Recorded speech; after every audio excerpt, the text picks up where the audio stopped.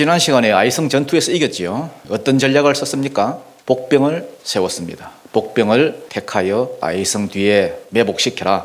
그리고 본대는 다 올라가서 앞에서 치는 척 하다가 도망쳐라.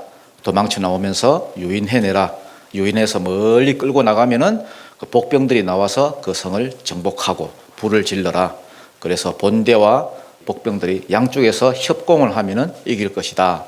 이것이 하나님이 알려주신 전략이었고 그 결과 이스라엘이 큰 승리를 거두었습니다. 내 생각을 다 버리고 하나님 말씀에만 철저하게 순종했더니 승리하더라는 겁니다. 오늘 본문은 승리한 후의 이야기인데 여리고와 아이성을 이스라엘이 이겼다는 그 소문을 가나안 7족속들이 다 들었습니다. 들으니까 안 그래도 마음이 두렵고 마음이 녹아 있는데 더 이게 두려운 거예요. 그래서 내린 결론이 뭐냐 하면은 야, 우리가 이렇게 싸우다가는 각자 싸우다가는 못 이긴다. 아직도 29개 성읍이 남아있거든요. 총 31개 성읍 가운데 이제 겨우 2성읍 이긴 겁니다. 그러니까 안 되겠다. 작전을 바꾸자. 뭉치면 살고 흩어지면 죽는다. 막 이성만 흉내를 내면서 여러분 전부 합쳐서 한꺼번에 싸우고자 했습니다. 1절 2절 한번 읽어보죠. 시작. 이일 후에 요단 서쪽 산지와 평지와 레바논 앞 대해 연안에 있는 헷 사람과 아모리 사람과 가나안 사람과 브리스 사람과 히위 사람 예부스 사람의 모든 왕들이 이 일을 듣고 모여서 일심으로 여호수아와 이스라엘에 맞서서 싸우려 하더라. 여기에 동의를 못하는 사람들이 있었습니다. 누굽니까? 7족속 가운데 히위 족속, 또 그 가운데서도 기본을 중심으로 한 4개 성읍 그 사람들이 야, 무슨 소리냐, 뭉쳐도 못 이긴다. 애굽을 이긴 나라를 우리가 어떻게 이기냐. 애굽을 이기고 홍해를 가르고 아모리 2왕을 박살을 낸 그 여호와라는 신을 우리가 어떻게 이기겠느냐. 말도 안 되는 소리 하지 말고 우리 화친을 맺자. 화친을, 언약을 맺자.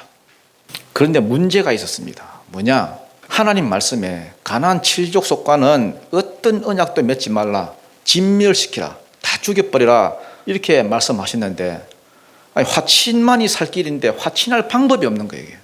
그래서 이들이 꾀를 낸 게 뭐냐 하면은 가나안 7족속이 아닌 것처럼, 어디 멀리서 온 것처럼 다 떨어진 옷, 다 떨어진 신발, 그 다음에 곰팡이 핀 음식, 이런 걸 처음부터 들고 와서는 우리는 먼 데서 온 사람들입니다. 이 지방 사람이 아닙니다. 우리하고 화친을 맺읍시다. 잘 지냅시다. 이렇게 하는 거예요. 6절 시작.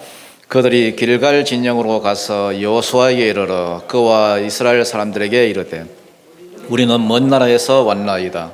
이제 우리와 조약을 맺읍시다 하니. 지금 여러분 신천지가 대구만 해도 여러분 10만이 된다고 하는데 여러분 교인으로 쏘기고 들어오기 때문에요. 같이 앉아 예배 드리고 같이 앉아 찬송 부르고 같이 앉아 설교 듣고 겉으로 보면 이게 여러분 진짜인지 가짜인지 알 수가 없습니다. 여러분. 보이스 피싱도 보십시오.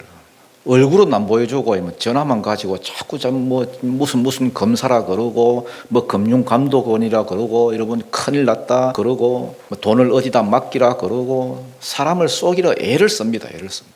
우리는 신천지가 아니에요. 우리는 이단이 아니에요. 우리는 사기꾼이 아니에요. 우리는 먼 데서 왔어요. 먼 데서 온 사신입니다. 그러면서 여러 가지 또 물건을 또 이렇게 보여줍니다. 여러분. 헤어진 옷, 다 떨어진 신발, 곰팡이 핀 떡, 연기도 참 잘하고요. 준비도 철저히 했습니다. 왜냐? 화친을 맺어야 사니까. 화친 조약이 뭐냐 하면 상대방을 죽이지 않는 것은 물론이고 상대방이 이렇게 다른 적들에 의해서 공격을 받게 되면은 그들을 위해서 같이 싸워줘야 합니다. 도와줘야 합니다.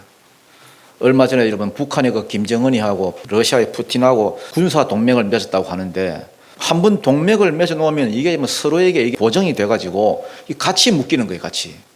자꾸만 여러분 화친을 맺자 하니까 여호수아가 보기에도 여러분 좀 이상한 거예요. 이게. 아무래도 이상한데 여러분 이상하면 이상한 겁니다. 여러분. 네? 이상하면 이상한 거예요. 이상할 때 딱 멈춰야 됩니다. 여러분. 요즘 외국에 나가면요 중국 사람들이 한국 사람 흉내를 많이 낸다 하더라고요. 코리아 이러면서 여러분. 한국이 인기가 막 올라가니까 그렇지만 아무리 비슷하게 흉내를 내더라도 딱 보면 압니다, 여러분. 한국 사람은 한국 사람처럼 보입니다, 여러분. 이들도 지금 여호수아가 보니까 이상한 거예요. 아닌 것 같은데, 수상한데. 7절 한번 읽겠습니다. 시작. 이스라엘 사람들이 히위 사람에게 이르되 너희가 우리 가운데에 거주하는 듯하니 우리가 어떻게 너희와 조약을 맺을 수 있으랴 하나. 야, 딱 봐도 이쪽 지방 사람 같은데, 히위 족속 같은데 하나님이 언약 맺지 말라 했는데 어떻게 우리가 너희와 언약을 맺겠냐. 그러니까 아니 이거 봐라, 이거 출발할 때 떡 만들어 왔는데 그때 떡 먹을 때는 입천장 될 뻔했다, 뜨거웠다. 지금은 곰팡이가 폈다. 이거 옷도 낡았고 신발도 신고 올 때 이거 나이키 신고 왔는데 이거 너덜거린다 지금. 그러면서 여러분 뭘 제안하느냐 하면은 종주권 언약을 제안합니다. 종주권 언약. 8절에 보니까 그들이 여호수아에게 이르되 우리는 당신들의 종들이니다 하며, 아니 언약을 맺으러 왔으면 동등한 입장에서 언약을 맺어야 되는데 갑자기 종이래. 동등한 입장에서 언약이 안 되면 종주권 언약이라도 맺자. 주종 관계. 당신은 주인이고 나는 종이고. 그런데 동등한 언약이냐 종주권 언약이가 이게 중요한 게 아니거든 지금요. 가나안 7족 속이냐 아니냐 이게 더 중요한 거예요. 여호수아가 그들에게 묻되 너희는 누구며 어디서 왔느냐 하니, 그러면 자기들이 어디서 왔는지 정체를 밝히면 되잖아요. 민증을 까 보이든지 신분을 드러내면 될 건데 참 희한한 종자들입니다.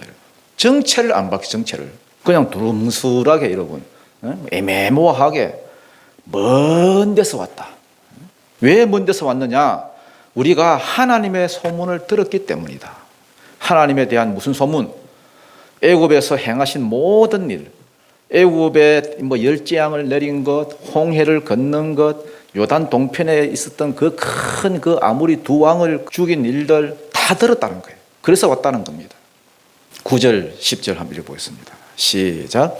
그들이 여호수아에게 대답하되 종들은 당신의 하나님 여호와의 이름으로 말미암아 심히 먼 나라에서 왔사오니 이는 우리가 그의 소문과 그가 애굽에서 행하신 모든 일을 들으며 또 그가 요단 동쪽에 있는 아모리 사람의 두 왕들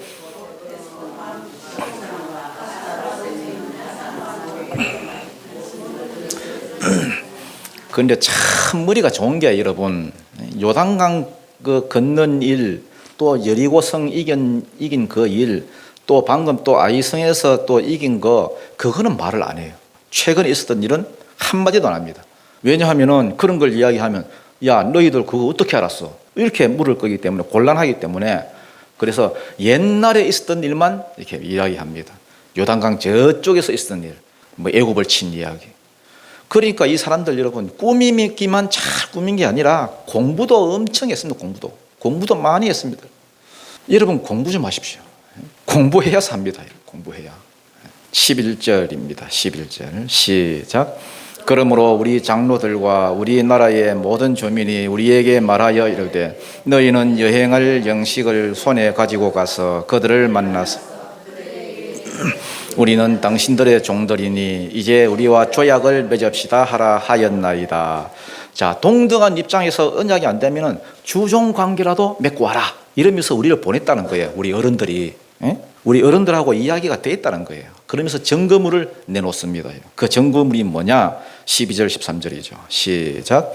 우리의 이 떡은 우리가 당신에게로 오려고 떠나던 날에 우리들의 집에서 아직도 뜨거운 것을 양식으로 가지고 왔으나 보소서 이제 말랐고 곰팡이가 났으며 또 우리가 포도주를 담은 이 가죽 부대도 새 것이었으나 찢어지게 되었으며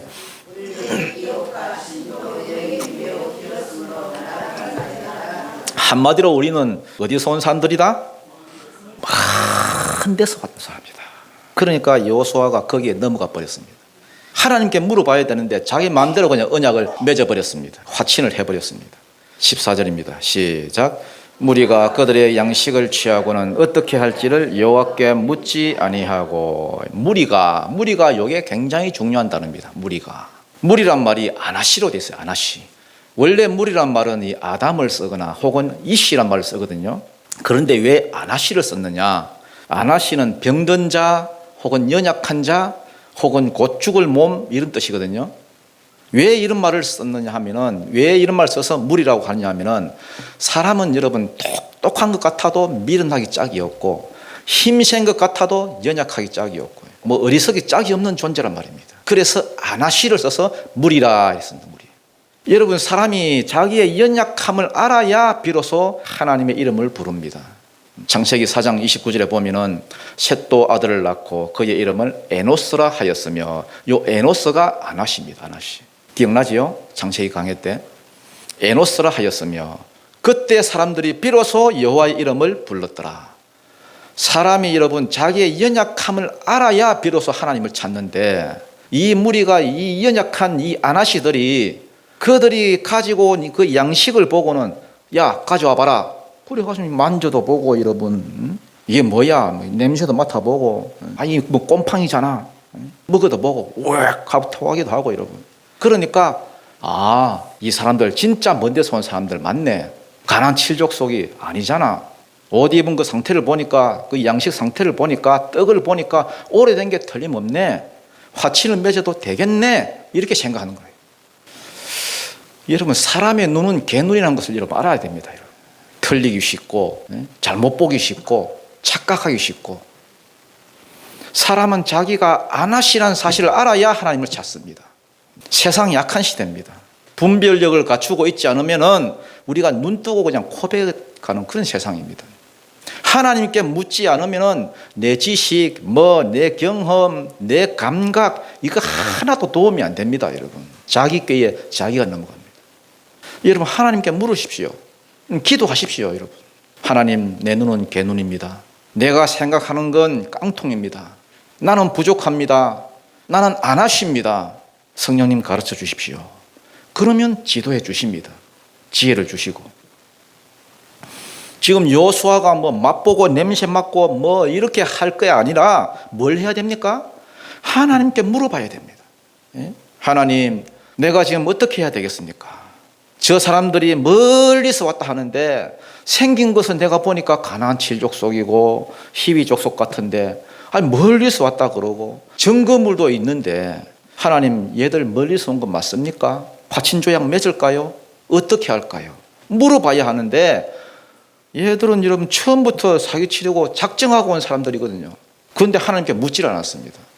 자기가 아무리 냄새 맡고 맛보고 해도 압니까? 여러분 모릅니다. 여러분 그냥 막 즉흥적으로 묻지도 따지지도 않고, 여러분 증거물만 탁 보고는 맞네 하고 결정해 버렸습니다. 좋다, 언약 맺자.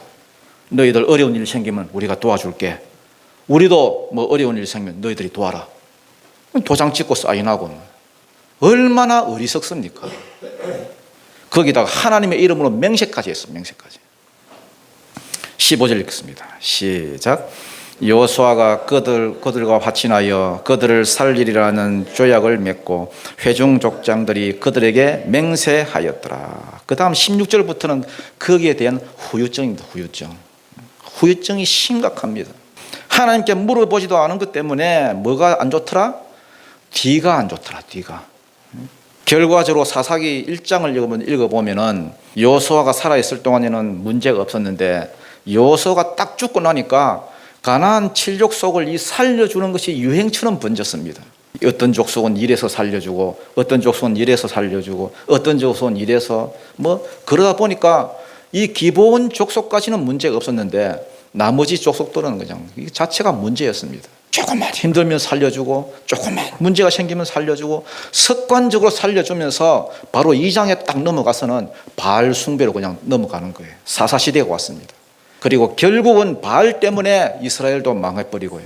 나중에는 나라 전체가 바벨론으로 포로로 끌려가는 그 가장 큰 근원지가 뭐냐 하면은 바로 오늘 이 본문이에요. 하나님께 물어보지도 않고 덜렁 그냥 결정해버린 거. 여러분 모든 일이 그렇습니다. 하나님께 묻지 않으면은 지금 당장은 괜찮을 수 있지만은 뒤가 안 좋아. 뒤가 지금 당장은 어떻게 해서 넘어갈 수 있는데 안 그렇습니다. 반드시 뒤가 좋지 않고 끝이 안 좋습니다.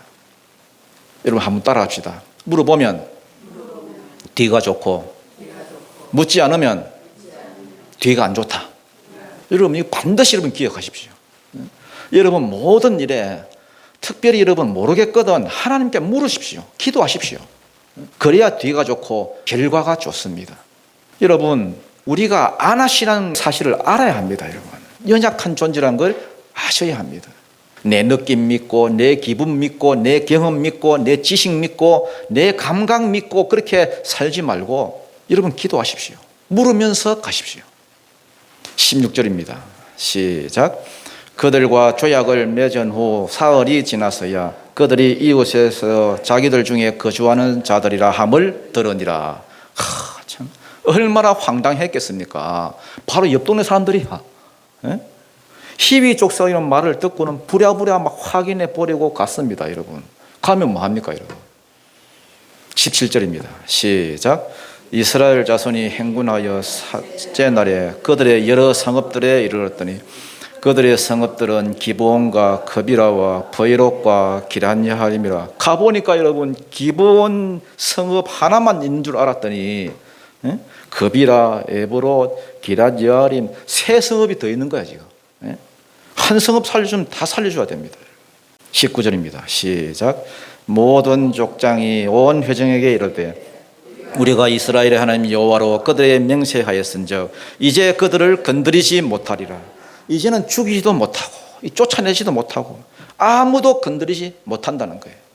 왜? 하나님 이름으로 맹세까지 했으니까. 실제로 여러분, 이것 때문에 일이 벌어졌습니다. 사무엘하 21장에 보면은 다윗이 다스릴 때에 내리 3년 동안이나 기근이 있었는데 비가 안 오는 겁니다. 그러니까 사람들이 여러분 죽을 판입니다. 죽을 판. 그래서 하나님께 물었습니다. 다윗이, 하나님 왜 비가 안 옵니까? 하나님은 또 물으면 또 가르쳐 주시거든요. 물었더니 하나님께서 이렇게 말씀하셨습니다. 이거는 사울 때 벌어진 일이다. 사울이 열심히 있어가지고 기브온 주민들을 죽였다는 거예요. 저 이방인이다 그러면서. 그런데 열심도 여러분 지식이 있는 열심이라 되지, 성경 지식이 없는 열심, 그게 사람을 죽이는 거예요. 기브온 주민을 죽이지 않겠다고 하나님의 이름을 걸고 맹세한 민족인데 400년이 지났습니다. 400년. 그래서 사울 자기 생각에는 400년이 지났는데 뭐 이제 뭐 죽이면 어떨까? 이래가지고 여러분 죽여버렸습니다. 이방인이고 하니까. 그랬더니 사울 때는 가만히 있다가 다윗 때 돼서 비가 안 오는 게 비가. 왜냐하면 죽임을 당한 그 기브온 주민들이, 그 가족들이 계속해서 하나님께 기도를 하는 겁니다. 하나님 이름을 걸고 맹세했는데 죽이면 됩니까? 계속 기도하니까 하나님도 공의의 하나님이라 어쩔 수 없는 거예요. 응답할 수밖에 없었습니다. 그게 다윗 때에 3년 동안 비가 안 오는 걸로 나타났습니다. 그래서 찾아갔습니다. 찾아갔더니 이건 뭐 돈 받거나 뭐 우리가 보상받아서 해결될 일이 아니다. 우리 가족을 그 죽인 그 원수들 내놔라.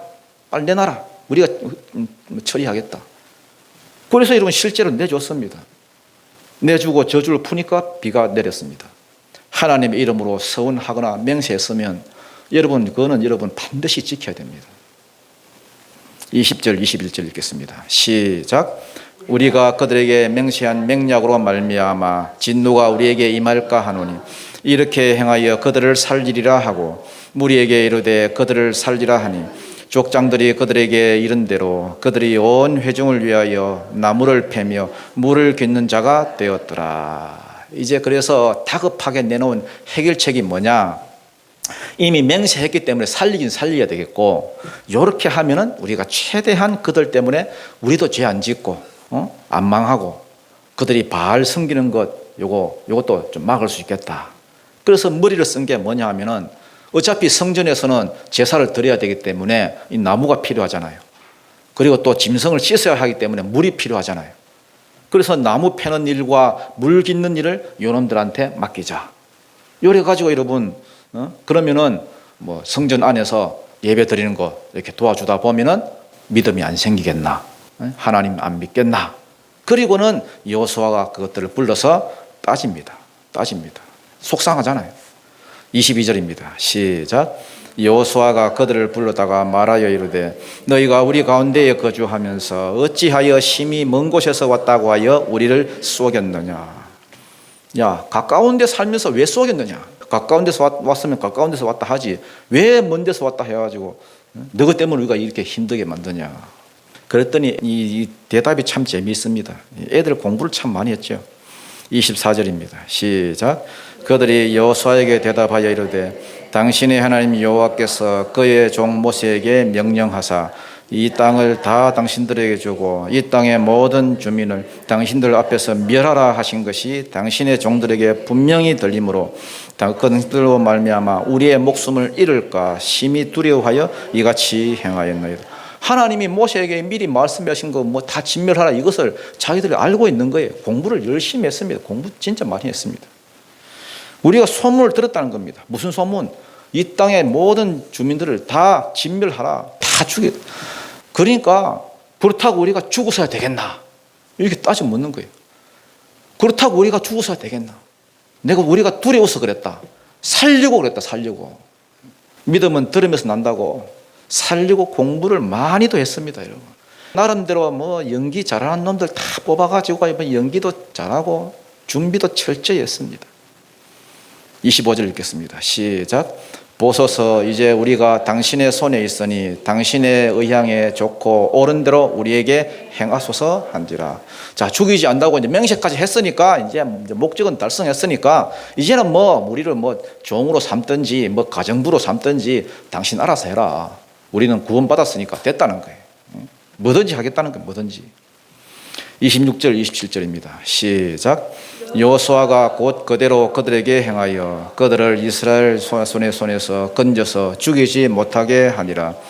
그날에 여호수아가 그들을 여호수아께서 택하신 곳에서 회중을 위하여 여호와의 제단을 위하여 나무를 패며 물을 깃는 자로 삼았더니 오늘까지 이르니라. 자, 이야기는 여기서 끝입니다.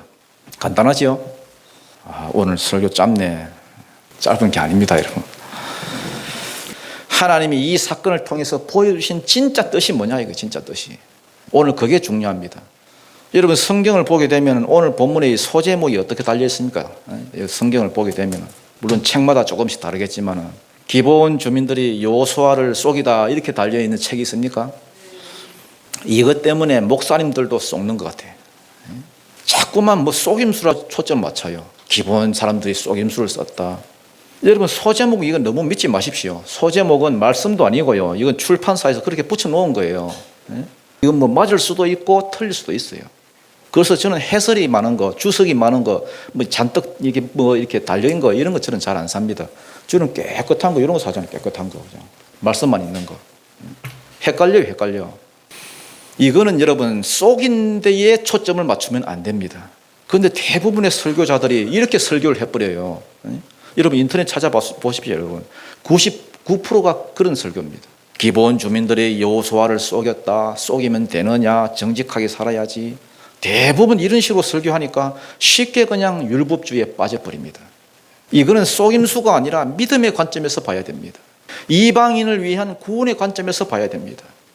이스라엘의 관점에서 보면 이건 속은 거지만은 반대로 그 기본 주민의 입장에서 보면 이건 구원 사건입니다. 구원 사건.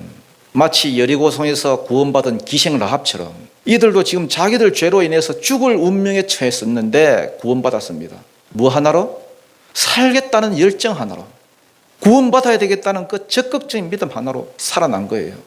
이걸 여러분 너무 속인 것에 초점 맞춰가지고 기본 사람들이 속였다, 속이면 되느냐 자꾸만 그렇게만 보면은 율법적인 시각에서 못 벗어나요. 그렇게 보면 뭐 기생 라합도 마찬가지지. 거짓말하고 속이고 정탐꾼들 속여가지고 숨겨줬잖아요. 그렇지만 히브리서 보십시오. 히브리서 믿음으로 기생 라합은 이렇게 나가요. 믿음으로. 다말도 보십시오. 다말 유다의 며느리 그 다말 시아버지 속여가지고 같이 또 동침하고 이걸 율법적으로 해석해버리면 답이 안 나옵니다. 답이 안 나와. 세상에 한 번도 안 속이고 안 쏘는 사람이 몇 명이나 있겠어요. 그러니까 자꾸만 율법적인 설교만 하는 거예요. 이거는 이방인을 향한 구원 사건입니다. 믿음 사건입니다. 기생 라합의 그 확대판이에요. 확대판. 다말의 확대판입니다. 진멸의 대상이었고 죽을 운명에 처했던 이 이방인조차도 살겠다고 몸부림치니까 구원해 주시더라. 이거 아닙니까? 마태복음 11장 12절에 보니까요. 세례 요한의 때부터 지금까지 천국은 침노를 당하나니 침노하는 자는 빼앗느니라. 이게 하나님 나라라는 거예요. 적극적인 믿음이 있어야 된다는 거예요. 영접하는 자 곧 그 이름을 믿는 자에게는 하나님의 자녀가 되는 권세를 주셨노니. 그냥 자녀가 되는 것이 아니고요. 적극적으로 영접해야 된다는 거예요. 영접. 적극성이 있어야 되고 침노하는 마음이 있어야 한다. 열심히 있어야 된다. 이 기본 사람들 보십시오, 여러분. 죽을 운명이었어요. 죽기로 작정된 사람이었어요. 그런데 살아나잖아요. 거기에다 직업도 생겼잖아요. 직업. 나무 패는 일, 물 깃는 일, 일자리까지 얻었어요. 일자리까지. 이걸 통해서 우리가 알 수 있는 게 뭡니까?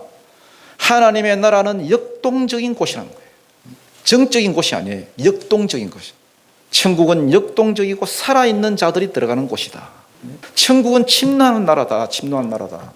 이 땅에 우리 삶 가운데 하나님 나라가 지금 침노하고 있다. 하나님 나라가 도래하고 있다. 우리 또한 그 나라로 침노에 들어가야 된다는 거예요. 침노에 들어가야 된다. 사도행전 28장 마지막에 보면은 30절 31절에 그 마지막이죠. 바울이 온 이태를 자기 셋집에 머물면서 자기에게 오는 사람들을 다 영접하고 31절 보니까 하나님의 나라를 전파하며 주 예수 그리스도에 관한 모든 것을 담대하게 거침없이 가르치더라. 이게 하나님의 나라라는 거예요. 하나님의 나라는 역동적인 나라입니다. 어떤 여러분 우리가 운명에 매여 있고 환경에 매여 있고 뭐 조건에 매여 있는 그런 나라가 절대 아닙니다. 얼마든지 우리의 믿음 여하에 따라서 믿음 크기에 따라서 얼마든지 여러분 하나님의 나라는 소망의 나라요 역동적인 곳입니다. 그래서 어떤 고난이 오고 고통이 오고 주눅이 들고 또 위축이 돼도 예수 믿는 사람은 천국에 대한 소망을 품고 그 마음에 시온의 대로가 있어가지고 그 시온의 대로 문을 활짝 열고 사는 그런 사람들이에요. 그렇지만 사단 마귀는 어떻게 해서든지 성도들로 하여금 의기소침하게 만들고 의욕을 상실하게 만들고 힘들게 우울하게 만드는 것이 사단 마귀의 특징입니다. 자꾸만 뭐 안 되는 상황, 힘든 상황 막 보여주고 여러분 자꾸만 여러분 우리를 주저앉힙니다. 여러분 할까와 말까가 싸우면 누가 이기겠습니까? 할까가 이기겠어요? 말까가 이기겠어요? 막 결단을 하고 그래 내가 이렇게 해야지 막 결단을 합니다. 내일부터는 이렇게 해야지. 그런데 여러분 거의 말까가 이게 말까. 에이고 그래 뭐 내가 뭐라고 내가 뭘 하겠어. 저는 여러분 살아오면서 한 가지 깨달은 사실이 있습니다. 그 사실이 뭐냐? 소극적인 것은 비극적인 것이다. 소극적인 것은 비극적인 것이다. 저는 이걸 깨달았습니다. 저는 원래 굉장히 소심한 사람이에요. 소심하고 째째하고 트리플 A형 같은. 그런데 성경을 보니까요. 성경이 계속해서 하는 말이 두려워하지 말라, 놀라지 말라, 무서워하지 말라, 낙심치 말라, 소심해질 때마다 쫄지 말라, 우울해하지 말라, 염려하지도 말라. 하나님이 우리에게 주신 마음은 두려워하는 마음이 아니다. 오직 능력과 사랑과 절제하는 마음이다. 아니 성경이 그렇게 말하는데 내가 왜 낙심을 해? 내가 왜 두려워해? 그래서 믿음의 사람은요, 믿음의 사람은 천국은 침노하는 자의 것이라 했으니까 어떤 상황에 처해도 기죽지 않고 침체되지 않고 전의를 상실하지 않고 열정을 가지고 의욕을 가지고 비전과 꿈을 가지고 천국에 대한 소망을 붙들고 살아가야 하는 거예요. 여러분 아브라함을 보십시오. 아브라함 믿음의 조상 아닙니까? 아브라함 나이가 75세 때에 여러분 75세 같으면 여러분 연금 탈 나이입니다. 여러분 다들 정리해야 될 나이인데 다들 고향으로 돌아가야 할 판인데 하나님이 나타나가지고 아브라함아 그 익숙한데 거기 있지 말고 네 고향과 친척과 아비집을 떠나라. 떠날 수 있는 마음을 자꾸만 주시는 거예요. 갈 바를 알지도 못하고 나서는 거예요. 소망의 주님을 따라가는 거예요. 가나안 땅에 가서도 정착할 곳이 없고 와 봤는데 정착할 곳이 없어. 거기다 자식도 없고 그런 가운데 자꾸만 우울해지고 기분도 꿀꿀해지고 우울해지고 타향이 왔는데 아무도 없어. 그래서 의기소침한 그런 세월을 보낼 때도 자기가 의지하던 그 조카 롯과 또 싸웠네. 하나 있는 피부치하고 또 싸워가지고 또 헤어졌어. 그러니까 왜 나는 관계가 자꾸 틀어지고 그러냐? 왜 나는 자꾸만 싸움박질하고 그러냐? 남은 조카마저 떠나고 상속자도 없고 나이는 가득 차고 의기소침이 있을 때에 또 말씀이 들리는 게 또 아브라함아 네 눈을 들어서 하늘을 바라봐라. 동서남북 사방을 네 발로 한번 밟아봐라. 네 눈이 보는 대로 네 발바닥 밟는 대로 내가 네게 복을 줄게. 가자 힘들 때마다 하나님께서 자꾸만 말씀을 들려주는 거예요. 여러분 사도 바울도 보십시오. 예수 믿고 나서 정상적인 가정 한 번도 못 가져보고 떠돌이 생활하고 여러분 노다지 여러분 감옥에 들락날락하고 그렇지만은 나는 일체의 비결을 배웠다. 빌립보서 4장 11절 13절 보니까 어떠한 형편이든지 나는 자족하기를 배웠다. 나는 비천에 처할 줄도 알고 풍부에 처할 줄도 알고 모든 일 곧 배부름과 배고픔과 풍부와 공품에도 처할 줄 아는 일체의 비결을 배웠다. 내게 능력 주신 자 안에서 내가 모든 것을 할 수 있느니라. 배워서 남주자, 벌어서 섬기자. 갈수록 열정이 생기고 자꾸만 꿈이 생겨서 세상이 감당할 수 없는 그런 사도 바울이 되더라는 거예요. 여러분 한동대학교에 가면 표어가 그거라면서요. 배워서 남주자, 배워서 남주자. 국내에서는 여러분 한동대학교가 뭐 많이 알려지지 않았지만은 해외에 나가면 여러분 의외로 한동대학교 애들이 많아요. 그 막 많이 활동하고 있습니다. 계속 나가라는 거예요. 나가서 제자 삼으라는 거예요. 우물 안에 개구리가 되지 말고 피로 개구리라 하더라도 우물 밖에 개구리가 되라는 거예요. 이 영어가 안 돼도 나가라.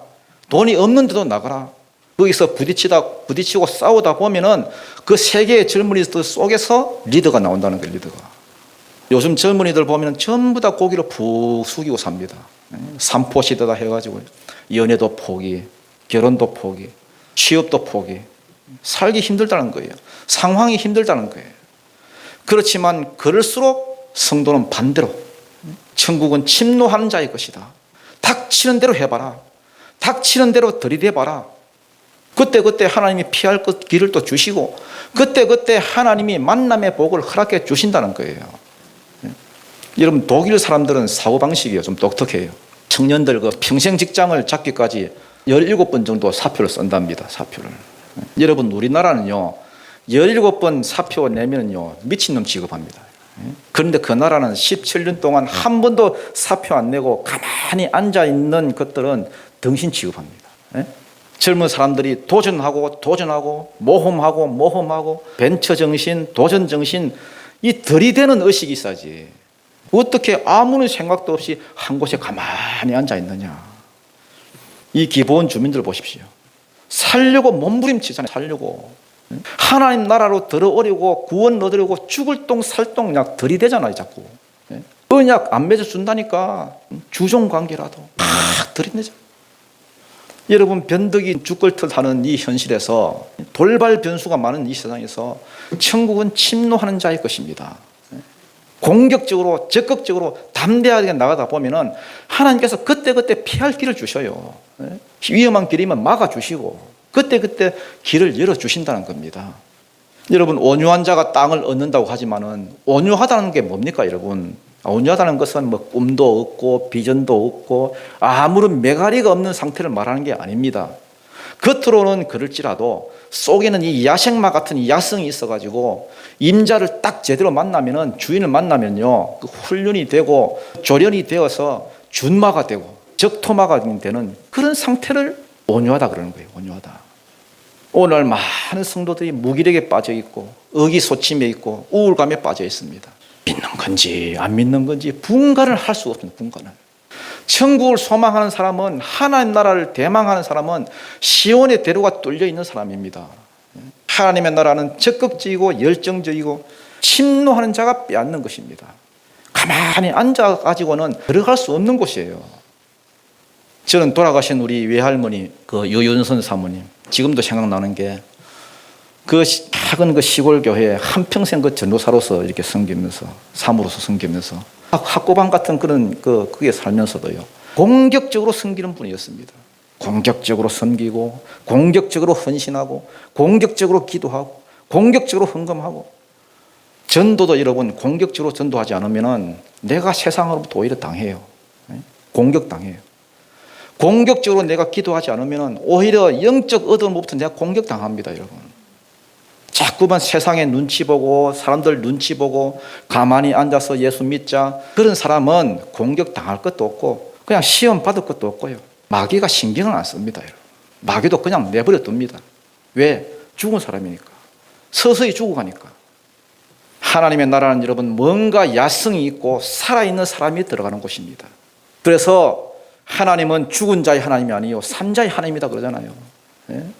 우리가 천년 만년 세월만 지난다고 역사가 일어나지 않습니다. 여러분 결단하십시오. 결단. 이번 가을에 주여 내 인생의 늦은 비에 복을 주옵소서. 늦은 비에. 우리의 반은 지금 갖고 지금 반이 지금 남아있는데 늦은 비에 복을 주옵소서. 이 우울의 강, 침체의 강, 의기소침의 강을 건너가게 하옵소서. 침노하는 자가 되게 하옵소서. 위축되거나 쫄거나 우울증 환자같이 오그라지지 않고 내가 일어나서 건너가게 하옵소서. 누가복음 16장 16절 율법과 선지자는 요한의 때까지요 그 후부터는 하나님의 나라의 복음이 전파되고 사람들이 그리로 침입하느니라. 모든 사람이 그 나라에 들어가기를 지금 막 힘쓴다. 수가성 우물가의 여자도 여러분 동네방네 여러분 사람들 시선이 뜨거워서 한낮에 여러분 물동이를 들고 겨우 우물가에 나와 앉아 있는데 예수님을 만나고 난 뒤에 물동이를 그냥 내버려 두고 마을로 그냥 곧장 들어가서 마을 사람들 다 살려내잖아요. 이 기브온 주민도 마찬가지예요. 하나님에 대한 소문만 들었을 뿐인데 이제 살려고 발버둥을 쳐요. 천국 백성이 데리고 몸부림을 칩니다. 오늘 저와 여러분에게 이런 절박함이 있기를 축복합니다. 천국을 쳐들어가자. 시온의 대를 개척하자. 사단 마귀의 공격 앞에 살맛, 밥맛, 입맛이 떨어지고 낙담하면서 온갖 세상 잡일에 빠져서 허송세월 하지 말고 주여 내가 주의 일을 할 동안에 우리 가정, 우리 일터, 우리 자녀들을 주님께서 지켜주옵소서. 살려주옵소서. 내가 주의 일을 하면은 주님이 내 일을 해주시고 주님이 내 가정, 우리 생활 책임져 주옵소서. 부자들은 낙타가 바늘 귀에 통과하는 것보다 천국 들어가기가 힘들다 하잖아요. 왜 그렇습니까? 부자들은 아쉬움이 없는 사람들이에요. 이미 배부른 사람들. 이거 다 내 거다. 이미 다 얻었다. 절박함이 없는 거예요. 그래서 너희 의가 서기관과 바리새인들보다 낫지 않으면 결단코 천국에 들어갈 수 없다. 그 말은 무슨 말이냐? 서기관과 바리새인들은 이미 율법과 성경에 정통한 사람들이야. 이 달인들이에요, 달인들. 그들의 의를 가지고 우리가 천국에 들어가려면 우리가 못 들어갑니다. 못 들어가요. 어떻게 해야 됩니까? 우리는 열정 하나로 하나님 나라를 사모하는 열정, 천국을 침노하는 그 적극적인 믿음이 있어야 천국에 들어갈 수 있다는 거예요. 나더러 주여 주여 하는 자마다 다 천국에 들어갈 것이 아니라 내 아버지의 뜻대로 행하는 자라야 들어가리라. 천국은 마치 밭에 감추인 보화를 발견한 사람 같으니 이를 발견한 후에 집에 돌아가 그 모든 소유를 팔아서 보화를 자기 것으로 삼는다. 어떤 사람에게 복음이 들어가면 사람이 변하고 성격이 변하고 행동이 변하고 가치관이 변한다는 거예요. 이 한많은 세상을 살아가면서도 주눅들지 않고 기죽지 않고 쫄지 않고 힘있게 파워풀한 세상을 살아가는 곳이 천국이다. 다시 말하자면 천국은 흰옷을 입은 자들, 이긴 자만이 들어가는 곳이다 하는 겁니다. 이 이야기만 하고 마치겠습니다. 현대 그 정주영 회장 아시죠? 정주영 회장. 제가 참 존경하는 사람이에요. 불신자지만. 죽기 전에 이런 말 했다고 합니다. 난 새벽에 한평생 새벽에 깰 때마다 설레임을 갖고 깼다. 얼마나 멋진 말 아닙니까? 불신자도 여러분 설레임으로 하루를 맞이하고 설레임을 갖고 깨는데 여러분은 소망의 주님을 믿잖아요. 소망의 주님을. 아침에 여러분 설렘을 갖고 깨십시오. 마지못해 죽지 못해 일어나는 게 아니라 소망의 주님과 함께 깨십시오. 적극적으로 침노하는 삶을 사십시오. 소극적으로 나가면은 세상의 세찬 물결에 당합니다. 떠내려가요. 물살에 떠내려가는 죽은 연어가 아니라 살아서 그것을 거슬러 올라가는 연어로 사십시오. 이런 은혜가 있기를 주님 이름으로 축원합니다.